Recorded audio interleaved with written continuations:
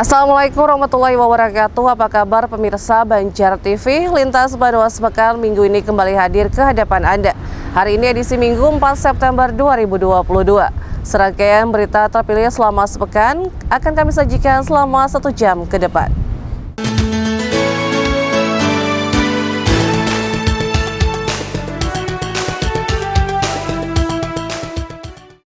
Pemirsa, terhitung mulai 1 September ini perseroan terbatas air minum Banjarmasin memulai penyesuaian tarif penggunaan air bersih yang naik sekitar 10%. Sementara itu dengan disesuaikannya tarif, Direksi Perseroan Terbatas Air Minum Banjarmasin berkomitmen meningkatkan pelayanan dengan penguatan distribusi ke daerah barat dan utara.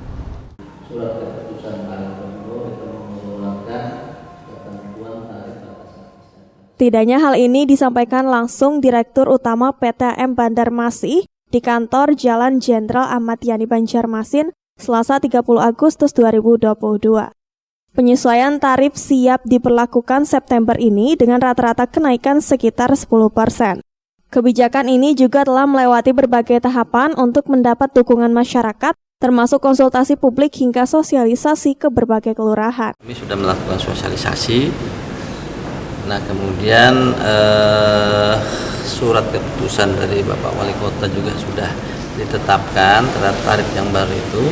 Maka mulai tanggal 1 September untuk pemakaian bulan Agustus itu akan kita perlakukan.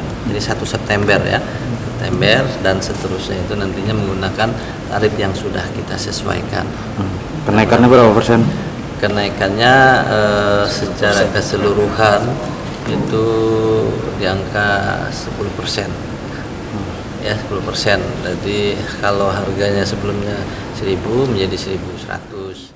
Penyesuaian tarif ini sudah tidak terhindarkan seiring terus menurunnya keuntungan yang didapat perusahaan sampai menghambat peningkatan layanan ke pelanggan sehingga akhirnya diberlakukanlah harga baru penggunaan air bersih. Muhail, Banjar TV.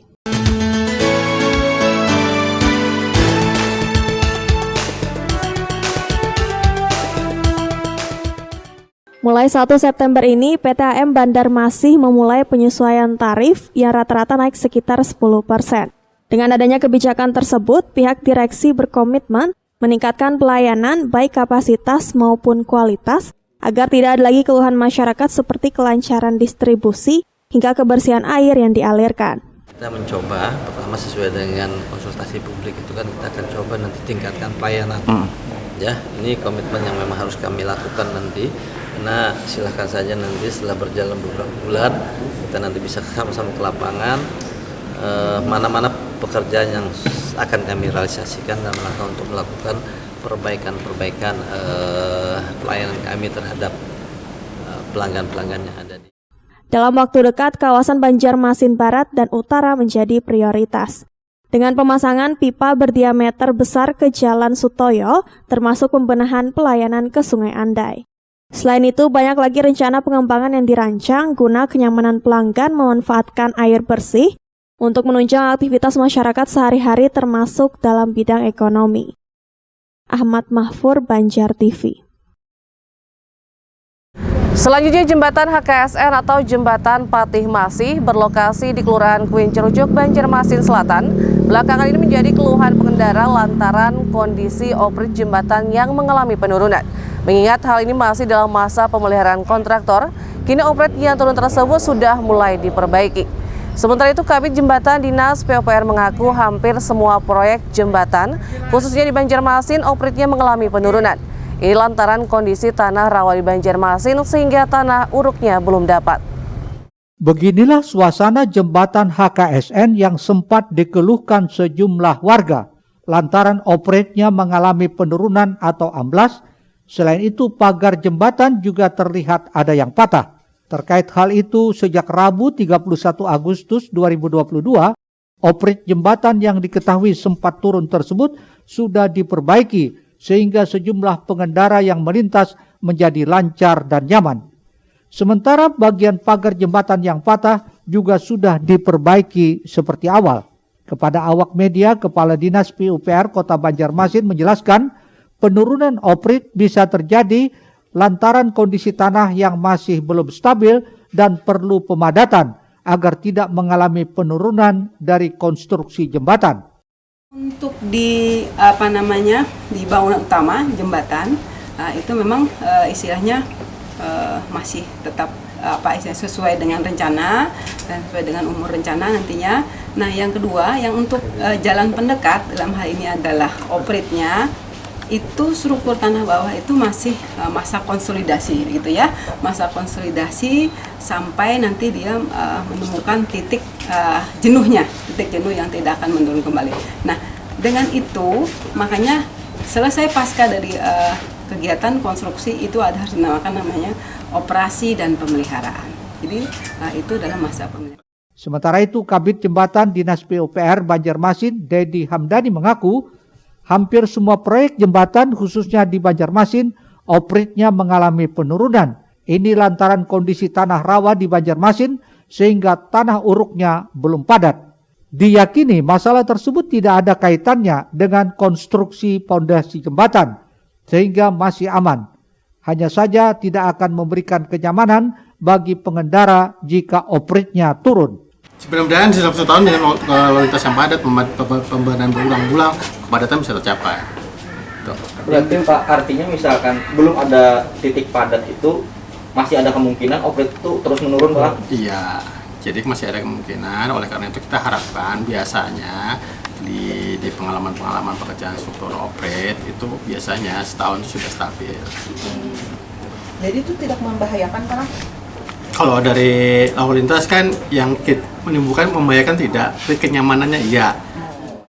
Jembatan ini masih dalam masa pemeliharaan sehingga jika terjadi kerusakan maupun penurunan oprit tetap wajib diperbaiki oleh kontraktor pelaksana. Muhail, Banjar TV. Pemirsa, Unit Pelayanan Pendapatan Daerah UPPD Samsat Banjarmasin 1 bekerjasama dengan Kepolisian dan Jasa Raharja kembali melakukan sosialisasi pembayaran pajak kendaraan bermotor yang berlangsung di halaman kantor Samsat setempat, Jalan Ahmad Yani kilometer 5,5 Banjarmasin. Sementara itu, PT Jasa Raharja sangat mendukung sosialisasi pajak kendaraan bermotor dilakukan UPPD Samsat Banjarmasin 1. Pasalnya, jika masyarakat tepat waktu membayar pajak, akan berguna bagi pembangunan daerah, di samping penyediaan santunan bagi korban kecelakaan lalu lintas.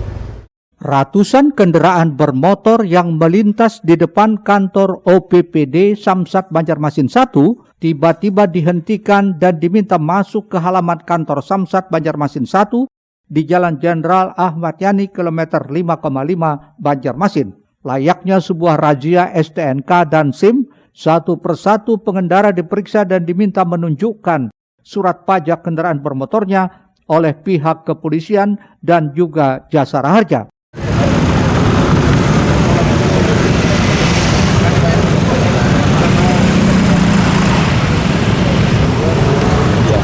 Oke, terima kasih pajak ibu hidup. Oke, hati-hati di jalan ya. Oke, terima kasih Pak. Tidak hanya kendaraan roda 2, namun juga kendaraan roda 4 atau mobil ternyata tak luput dari pemeriksaan pajak kendaraannya oleh petugas gabungan tersebut.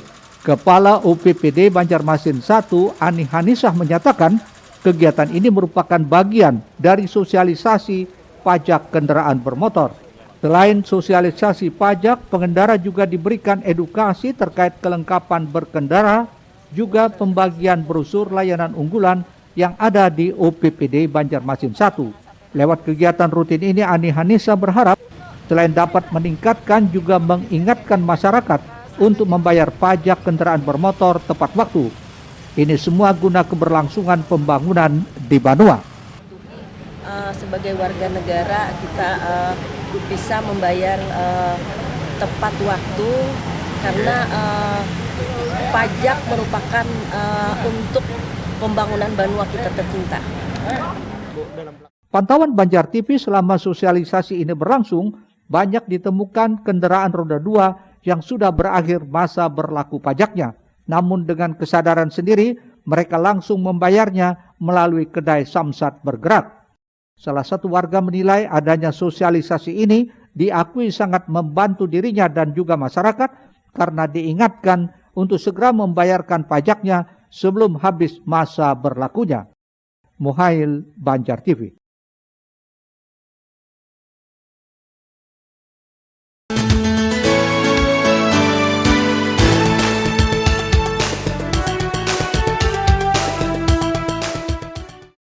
Sosialisasi pajak kendaraan bermotor yang rutin dilakukan UPPD Samsat Banjarmasin 1 sangat didukung PT Jasara Harja cabang Kalimantan Selatan. Setidaknya dukungan itu disampaikan langsung petugas PT Jasara Harja Kalsel Joko Susilo saat mengikuti jalannya sosialisasi pajak kendaraan bermotor kepada sejumlah pengendara baik roda 2 maupun roda 4.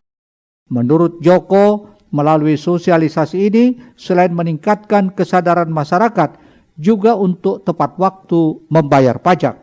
Pasalnya, uang yang dibayarkan wajib pajak tidak hanya untuk keberlangsungan pembangunan daerah, melainkan juga dimanfaatkan bagi pemberian santunan terhadap korban kecelakaan lalu lintas.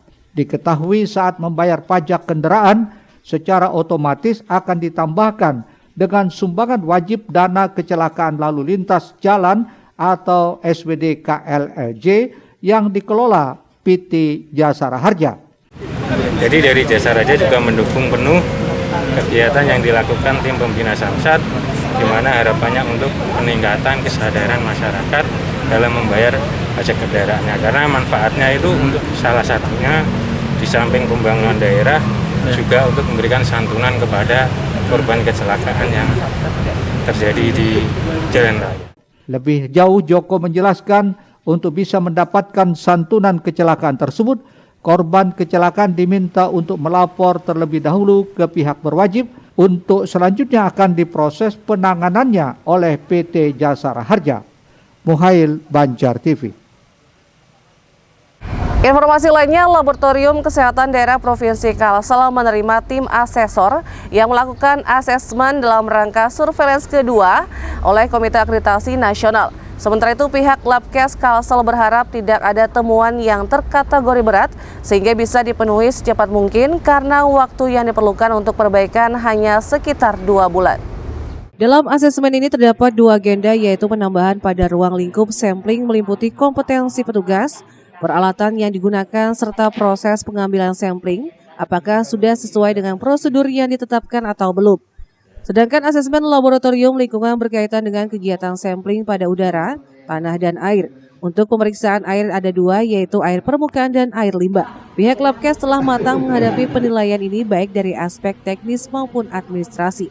Tim penilai terdiri dari 3 orang, yaitu Toto Wiradisastra dari PT Envilab Indonesia sebagai kepala asesor, kemudian Henggar Hardiani dari Balai Besar POLP dan Kertas, serta Nur Laila dari Balai Uji Standar Karantina Ikan, Pengendalian Mutu dan Keamanan Hasil Perikanan. Pihak Labkes Kalsel berharap tidak ada temuan yang terkategori berat sehingga bisa dipenuhi secepat mungkin karena waktu yang diperlukan untuk perbaikan hanya sekitar 2 bulan. Harapannya mudah-mudahan apa yang dilakukan oleh para asesor ini, harapan kita semoga tidak ada temuan yang begitu bermakna. Artinya mungkin kalaupun ada, artinya tidak terlalu apalah istilahnya, dan bisa kita penuhi dalam waktu yang sesingkat-singkatnya. Karena waktu yang diperlukan untuk perbaikan dari hasil temuan itu kurang lebih 2 bulan. Nah itu kalau bisa tidak ada temuan, artinya kita memang sudah sesuai standar, sesuai dengan regulasi dan ketentuan yang berlaku, semuanya terpenuhi, itu harapannya. Tapi kalau misalkan memang ada, harapannya jangan terlalu berat, artinya bisa kita perbaiki, bisa kita penuhi dalam waktu yang singkat. Seperti itu. Ridho melaporkan untuk Banjar TV. Pemirsa, Perda Dana Cadangan Pemilu 2024, tetaplah bersama kami.